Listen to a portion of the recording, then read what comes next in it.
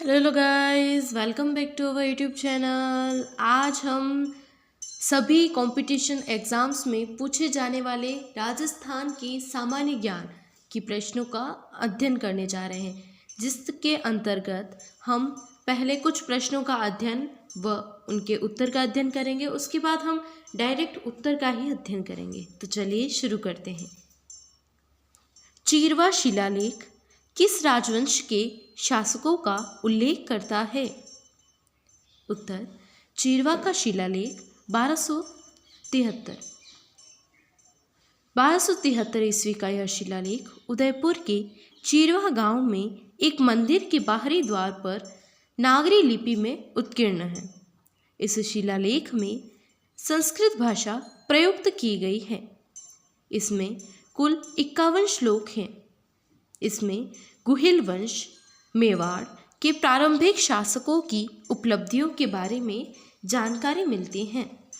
इस शिलालेख में चीरवा गांव की स्थिति, विष्णु मंदिर की स्थापना, शिव मंदिर के लिए भू अनुदान इत्यादि की जानकारी मिलती है। इसमें जैत्र सिंह, समर सिंह एवं तेज सिंह आदि को प्रतापी शासक बताया गया है। इस शिलालेख में सती प्रथा व पाशुपत शैव धर्म के बारे में जानकारी प्राप्त होती है। नेक्स्ट क्वेश्चन, राजस्थान में पत्रकारिता के भीष्म पितामह है, या राजस्थान में पत्रकारिता के भीष्म पितामह किसे कहा जाता है? पंडित झाबरमल शर्मा। पत्रकारिता के भीष्म पितामह पंडित झाबरमल शर्मा का जन्म जसरापुर में 1880 ईस्वी में हुआ। वर्ष 1905 में पंडित दुर्गा प्रसाद मिश्र ने झाबरमल को हिंदी पत्रकारिता और संपादन की शिक्षा दी। इन्होंने अनेक पुस्तकों का संपादन किया, जिनमें सीकर का इतिहास, खेतड़ी का इतिहास, खेतड़ी नरेश और विवेकानंद, आदर्श नरेश, श्री अरविंद चरित, हिंदी गीता रहस्य सार, आत्मविज्ञान शिक्षा, तिलक गाथा, भारतीय गोधन आदि प्रमुख हैं। नेक्स्ट क्वेश्चन, प्रजामंडलों का मुख्य उद्देश्य क्या है? उत्तर, अंग्रेजों की आर्थिक नीतियों के कारण राजस्थान का आर्थिक जीवन अस्त व्यस्त हो गया। बेरोजगारी की स्थिति उत्पन्न हो गई। असंतोष का वातावरण उत्पन्न हो गया। 20वीं शताब्दी के तृतीय दशक तक राज्यों में बहुत बड़ी संख्या में शिक्षित लोग मौजूद थे, जिन्हें राज्य में कार्य करने का अवसर प्राप्त नहीं हो रहा था। परिणाम स्वरूप उनमें असंतोष फैल गया। इस शिक्षित वर्ग ने प्रचलित व्यवस्था में व्याप्त अनियमितताओं को उजागर कर जनता में जागृति उत्पन्न की थी। विभिन्न राज्यों में प्रजामंडल या प्रजा परिषदों की स्थापना हुई तथा इनका मुख्य उद्देश्य राजनीतिक अधिकारों, नागरिकों के अधिकारों के लिए संघर्ष और उत्तरदायी प्रशासन के लिए आंदोलन शुरू करना था। राजस्थान के प्रजामंडल आंदोलन की विशिष्टता यह थी कि इसके आंदोलन द्विउद्देशीय थे। इसका प्रथम उद्देश्य उत्तरदायी शासन की स्थापना था और द्वितीय उद्देश्य भारत के लिए स्वतंत्रता प्राप्त करना था। नेक्स्ट क्वेश्चन, स्वतंत्रता आंदोलन के दौरान गिरफ्तार होने वाली प्रथम महिला, या स्वतंत्रता आंदोलन के दौरान राजस्थान की गिरफ्तार होने वाली प्रथम महिला कौन थी? अंजना देवी चौधरी। स्वतंत्रता आंदोलन के दौरान गिरफ्तार होने वाली राजस्थान की प्रथम महिला। बिजोलिया किसान आंदोलन के दौरान गैर कानूनी तरीके से गिरफ्तार किए गए किसानों को छुड़वाने का कार्य किया। नेक्स्ट क्वेश्चन, वागड़ के गांधी किस जिले के रहने वाले थे? भोगीलाल पांड्या। इनका जन्म 15 मार्च 1904 को डूंगरपुर में हुआ था। इन्हें वागड़ का गांधी उपनाम से जाना जाता है। इनके द्वारा वर्ष 1935 में डूंगरपुर में हरिजन सेवा समिति की स्थापना की गई। इनके द्वारा स्थापित प्रमुख संस्थाएं वागड़ सेवा संघ, वनवासी संघ, हरिजन सेवा समिति, सेवा संघ इत्यादि। भारत छोड़ो आंदोलन में भाग लिया और शासकों के विरोध में अनेक सभाओं का आयोजन किया।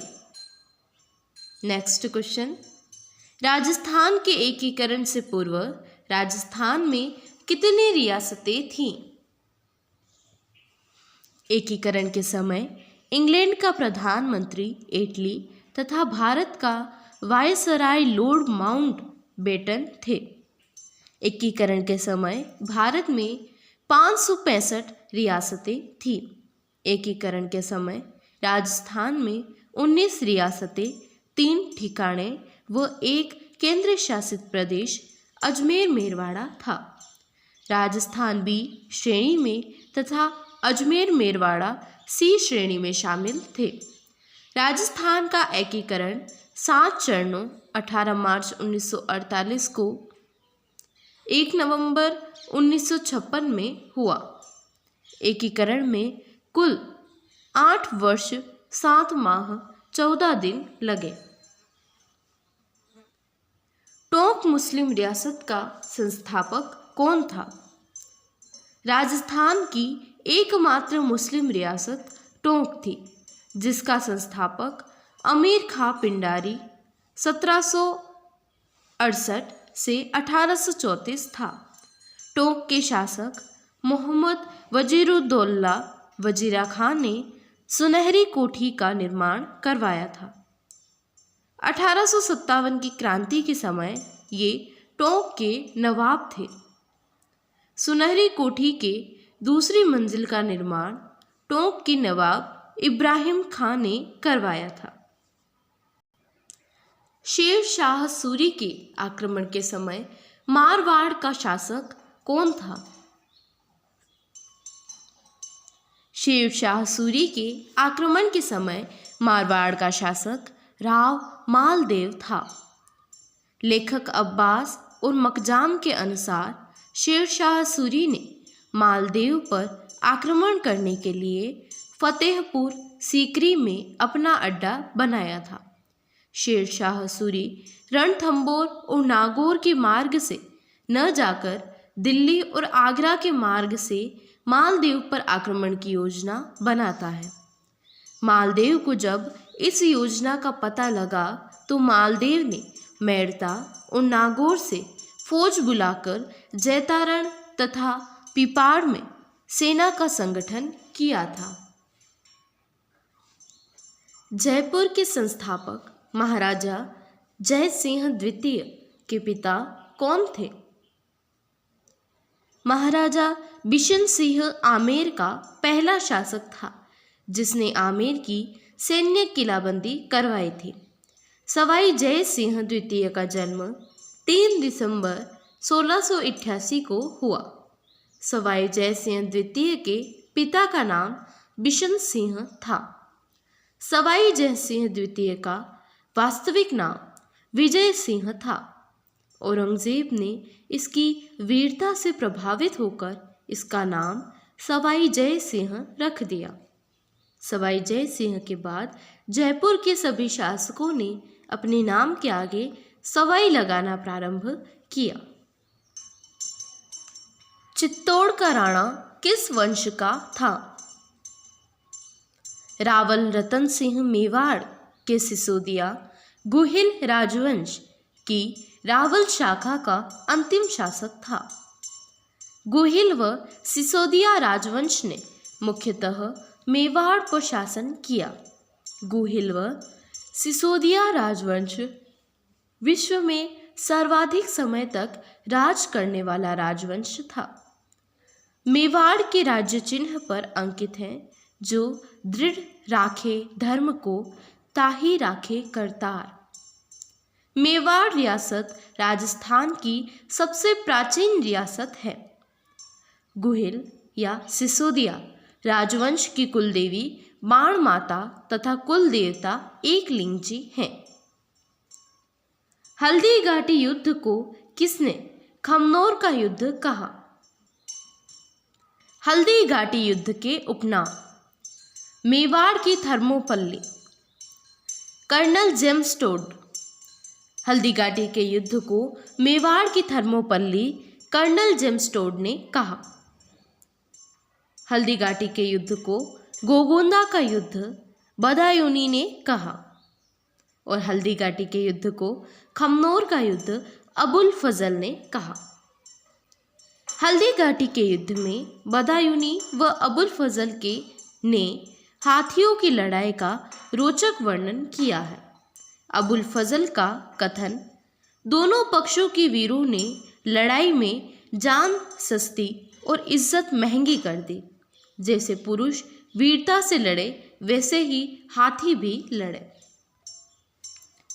बिसलदेव रासो की मुख्य महिला पात्र कौन थी?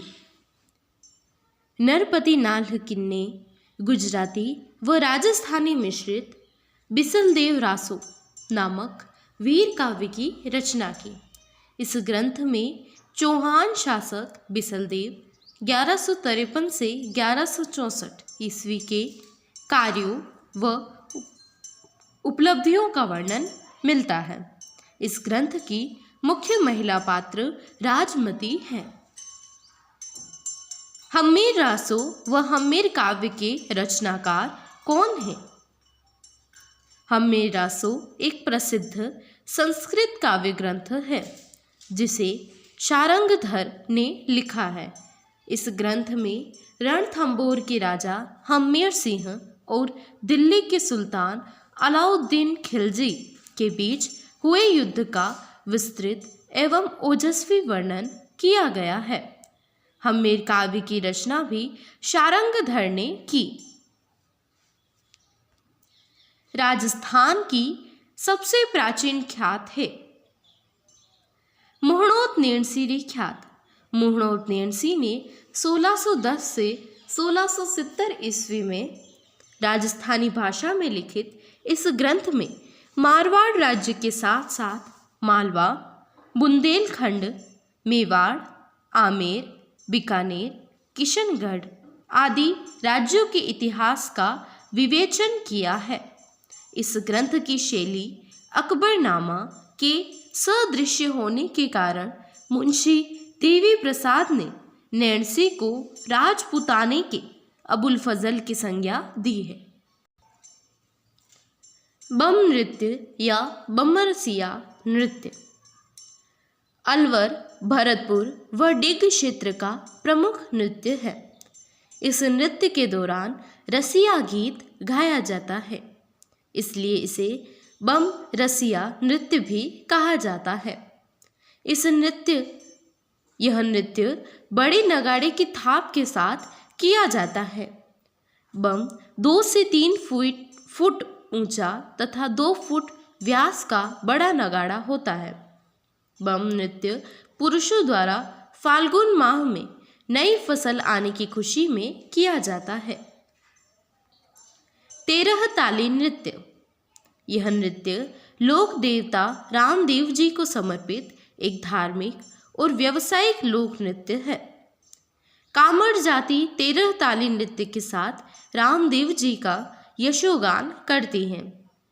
कामड़ जाति के महिलाएं बैठकर 13 ताली नृत्य करती हैं तथा पुरुष मंजीरा, चौतारा व तानपुरा बजाते हैं।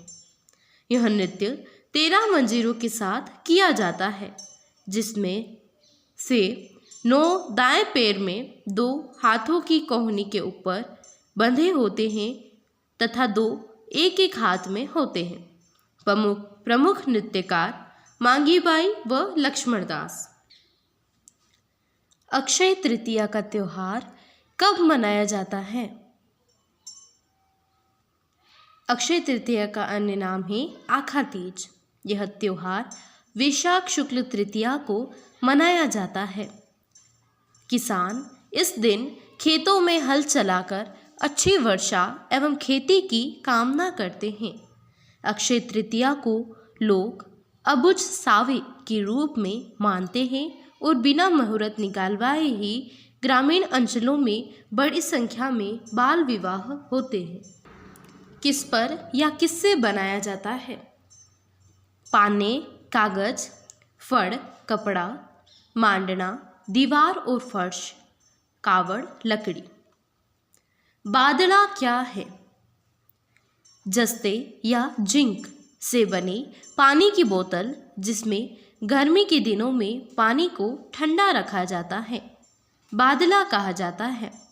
जोधपुर का बादला प्रसिद्ध है। भंडदेवरा मंदिर कहाँ स्थित है? रामगढ़ बारां में स्थित भंडदेवरा शिव मंदिर को हाड़ौती का खजुराहो तथा राजस्थान का मिनी खजुराहो कहा जाता है। यह मंदिर गोल, सप्तरथ व सप्तभूम है। इसकी निर्माण शैली पंचायतन है। इसका निर्माण 10वीं शताब्दी में मेदिनीवंशी राजा मलय वर्मा ने करवाया था। बांडोली के शिव मंदिर को प्रकाश में लाने का श्रेय किसे दिया जाता है? बांडोली के शिव मंदिरों का समूह रावत भाटा चित्तौड़गढ़ में ब्राह्मणी व चंबल नदियों के संगम पर स्थित है।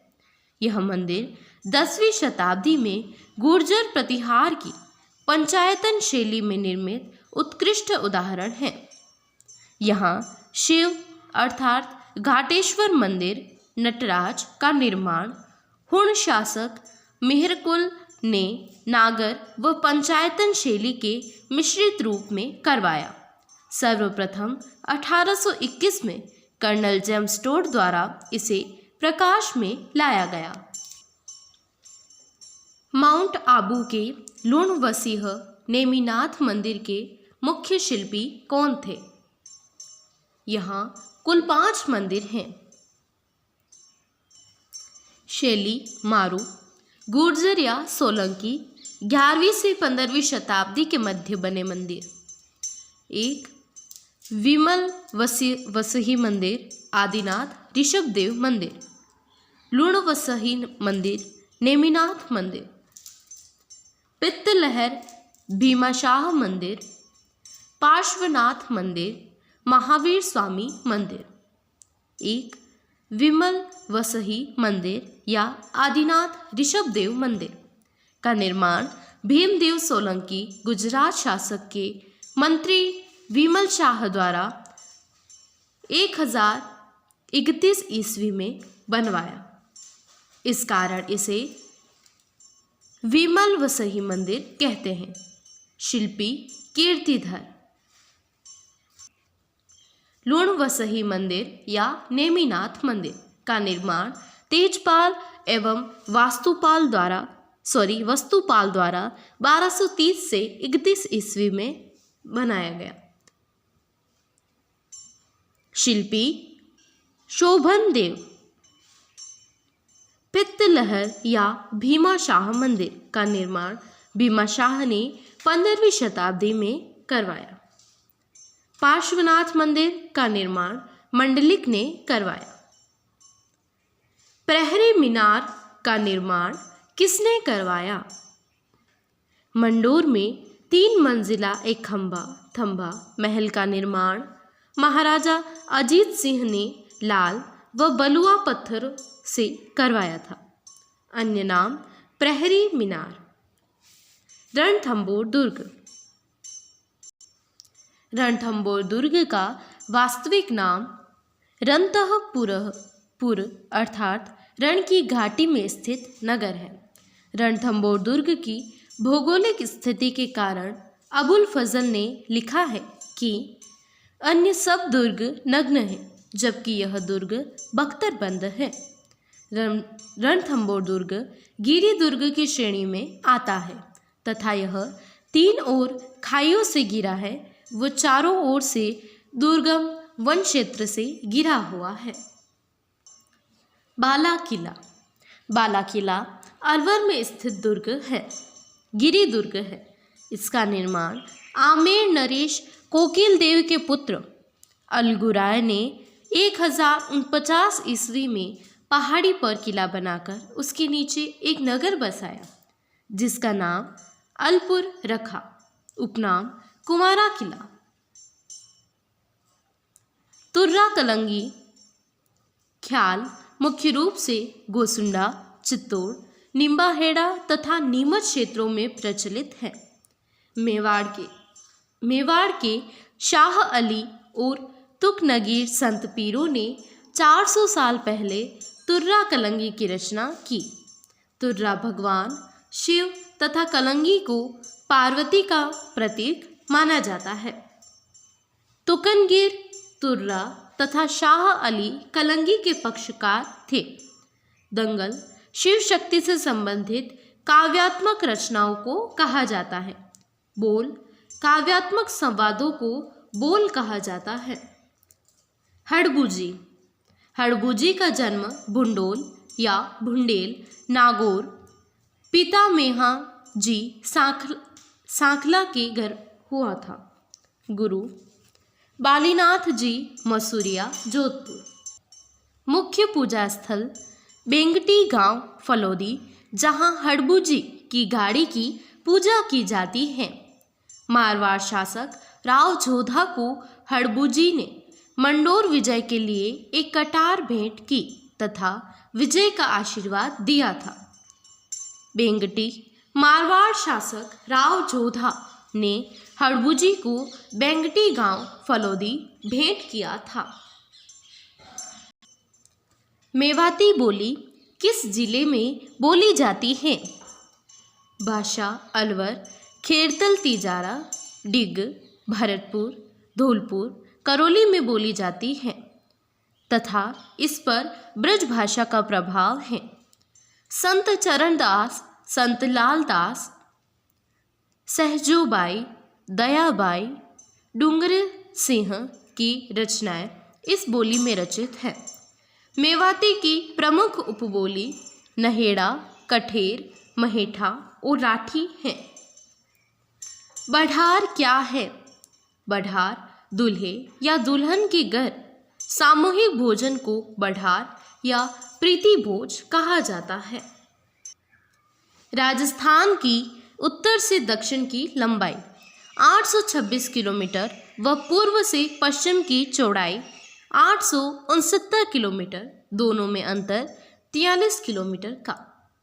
राजस्थान के उत्तर पश्चिम से दक्षिण पूर्वी विकर्ण की लंबाई 850 किलोमीटर व उत्तर पूर्व से दक्षिण पश्चिम विकर्ण की लंबाई 784 किलोमीटर है, दोनों में अंतर 66 किलोमीटर। गोंडवाड़ प्रदेश, यह थार मरुस्थल में स्थित अर्ध शुष्क मरुस्थल का भाग है। इसे लूनी बेसिन भी कहते हैं। इस भाग का विस्तार पाली, बालोतरा, झालोर तथा जोधपुर व बाड़मेर के उत्तरी भागों में है। यह लूनी व लूनी की सहायक नदियों द्वारा निर्मित मैदान है। गग्गर नदी, उद्गम शिवालिक की पहाड़ियाँ, कालका माता मंदिर, हिमाचल प्रदेश से। राज्य में प्रवेश टिब्बी तहसील हनुमानगढ़ से। राज्य में प्रवाह क्षेत्र हनुमानगढ़ व श्री गंगानगर। उपनाम देशवती, प्राचीन सरस्वती नदी, वैदिक व पुराण काल में। मृत नदी, नट नदी, राजस्थान का शोक। किनारे तलवाड़ा झील, भटनेर दुर्ग, कालीबंगा सभ्यता, पीलीबंगा सभ्यता हनुमानगढ़, रंगमहल सभ्यता श्री गंगानगर। यह राजस्थान की आंतरिक प्रवाह तंत्र की सबसे लंबी नदी है। गग्गर नदी के प्रवाह क्षेत्र को हनुमानगढ़ श्री गंगानगर में नाली या पाट कहते हैं। बाढ़ आने पर इसका पानी फोर्ट अब्बास पाकिस्तान तक जाता है, जहां इसके अपवाह क्षेत्र को हकरा कहते हैं। जयसमंद झील सलूम्बर, निर्माण 1685 से 91 में महाराणा जय सिंह द्वारा गोमती नदी पर बांध बनाकर। उपनाम ढेबर झील, लंबाई 15 किलोमीटर व चौड़ाई 2 से 8 किलोमीटर। यह राजस्थान की सबसे बड़ी मीठे पानी की कृत्रिम झील है। जलापूर्ति गोमती नदी द्वारा। 2 सिंचाई नहरें, श्यामपुरा नहर और भाट नहर। इस झील में 7 टापू हैं। सबसे बड़ा टापू बाबा का भांगड़ा, सबसे छोटा टापू प्यारी। अन्य टापू बाबा का मगरा। इस टापू पर आइसलैंड रिसोर्ट नामक होटल बनाया गया है। झील के पूर्व में स्थित पठार लसाड़िया का पठार, किनारे रूठी रानी का महल, चित्रित हवा महल। मावट राजस्थान में शीत ऋतु में भूमध्य सागरीय चक्रवात या पश्चिमी विक्षोभों के कारण होने वाली वर्षा को मावट कहते हैं। शीत ऋतु में होने वाली मावट वर्षा गेहूं व अन्य शीतकालीन फसलों के लिए वरदान होती है। इसलिए मावट वर्षा को सुनहरी बूंदें या गोल्डन ड्रॉप्स भी कहते हैं। राज्य में पश्चिमी विक्षोभों के कारण कुछ भागों में दिसंबर या जनवरी में शीतकाल में न्यूनतम वर्षा होती है। भूरी मिट्टी। इस मृदा का विस्तार अरावली पर्वतमाला के पूर्व में भीलवाड़ा, अजमेर, टोंक, सवाई माधोपुर व करौली में है। इस मृदा में नाइट्रोजन व फास्फोरस तत्वों का अभाव पाया जाता है। यह मृदा बनास नदी के जल ग्रहण क्षेत्र में पाई जाती है। राजस्थान वन विभाग रिपोर्ट 31/03/2024 के अनुसार वनों की प्रकार, प्रतिशत और सर्वाधिक प्रसार वाला जिला। आरक्षित वन 36.99%, उदयपुर, चित्तौड़गढ़। संरक्षित, सुरक्षित या रक्षित वन 56.51%, 12 व करौली। अवर्गीकृत वन 6.50%, बीकानेर, गंगानगर।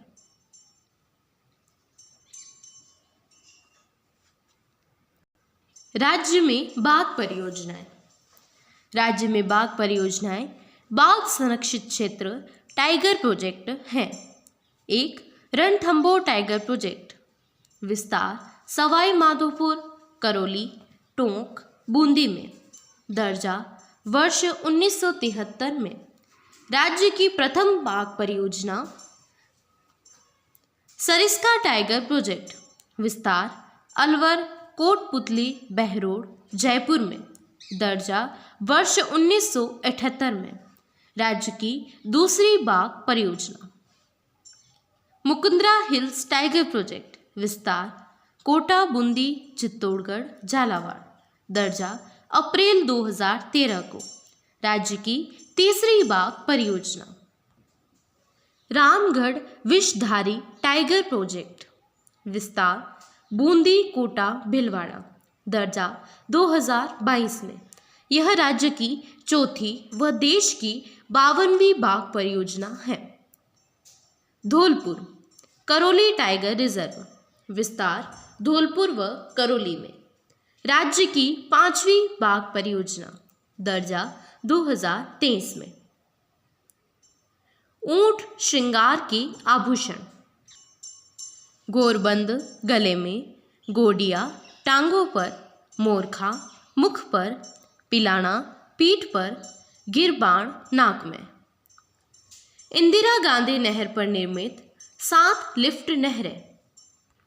पहला चौधरी कुंभाराम लिफ्ट नहर, पूर्व नाम नौहर साहवा लिफ्ट नहर, लाभान्वित जिले हनुमानगढ़, चूरू, बीकानेर, झुंझुनू।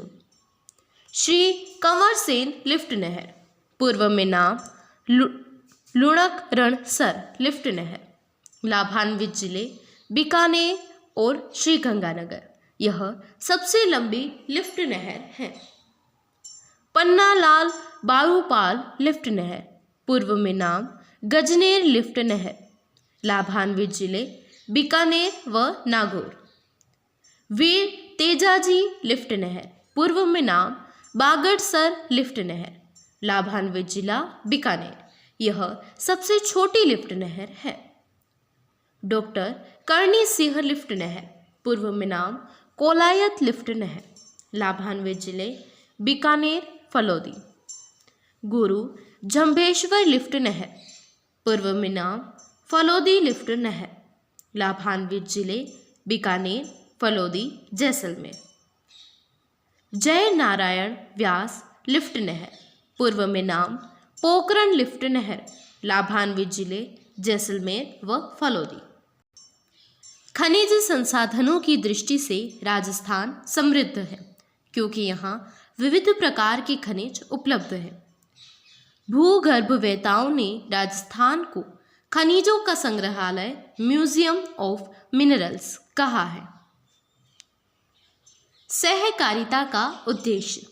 सहकारिता आंदोलन का ध्येय किसानों, श्रमिकों, शिल्पकारों, लघु व्यवसायियों तथा विविध स्तरों पर उत्पादक गतिविधियों में संलग्न जनसाधारण को बिचौलियों के शोषण से मुक्त करना, उनकी पारस्परिक सहयोग पर आधारित सामूहिक आर्थिक गतिविधि को प्रोत्साहित करना, उनका आर्थिक, सामाजिक व सांस्कृतिक विकास सुनिश्चित करना, उन्हें उनके श्रम एवं उत्पादन का उचित मूल्य उपलब्ध कराना, साथ ही उपभोक्ता को भी उचित मूल्य पर गुणवत्ता युक्त वस्तुएं उपलब्ध करवाना तथा इसके माध्यम से एक शोषण मुक्त, स्वावलंबी एवं सशक्त आर्थिक व सामाजिक व्यवस्था का करना, ताकि राज्य की सर्वतोन्मुखी प्रगति सुनिश्चित की जा सके।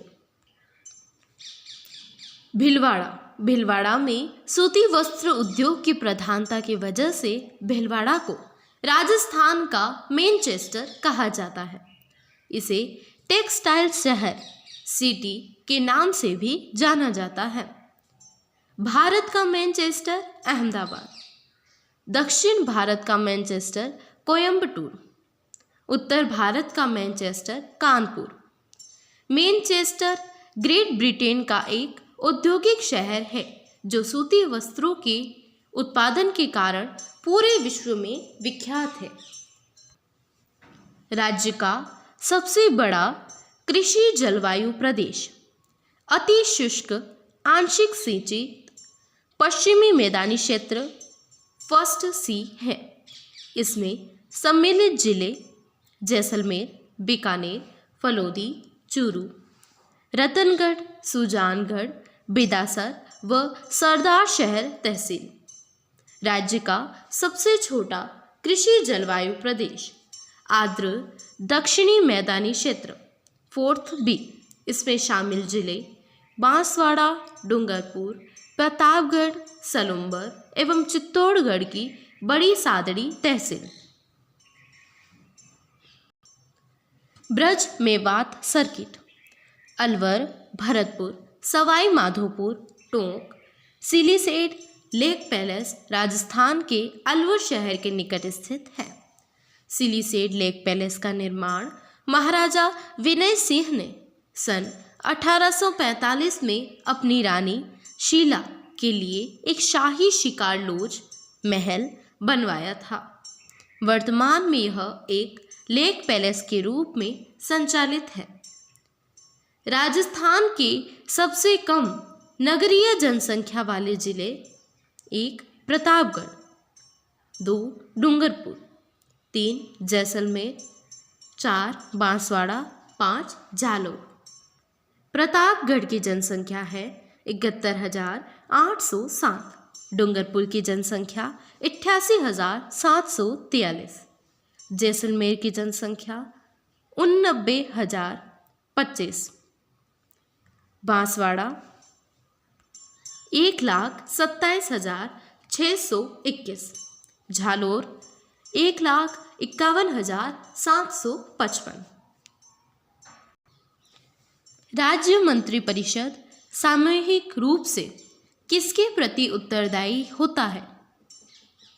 भारत के संविधान में कार्यपालिका में मंत्रिपरिषद की 2 प्रकार के उत्तरदायित्व हैं, जिसमें एक व्यक्तिगत उत्तरदायित्व राज्यपाल के प्रसाद पर्यंत अपने पद पर बने रहते हैं और दूसरा सामूहिक उत्तरदायित्व जिसमें राज्य की मंत्रिपरिषद सामूहिक रूप से विधानसभा के प्रति उत्तरदायी होती है।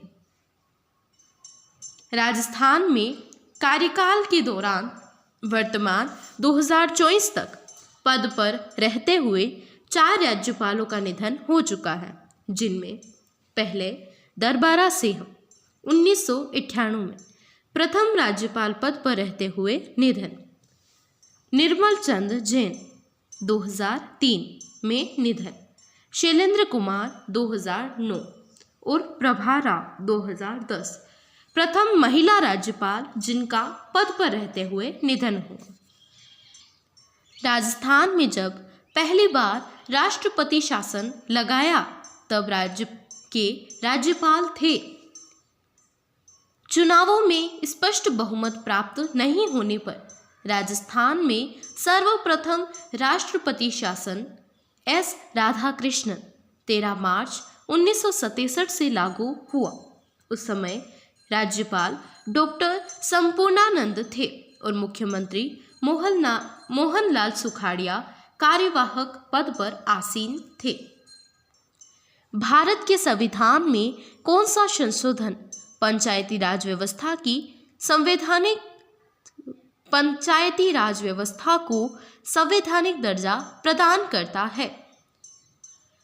73वां संविधान संशोधन अधिनियम 1992 के द्वारा संविधान के अनुच्छेद 243 से 243 ओ तक के अनुच्छेदों तक को 9वें भाग के रूप में जोड़कर 11वीं अनुसूची के अंतर्गत पंचायती राज को संवैधानिक दर्जा प्रदान किया गया है।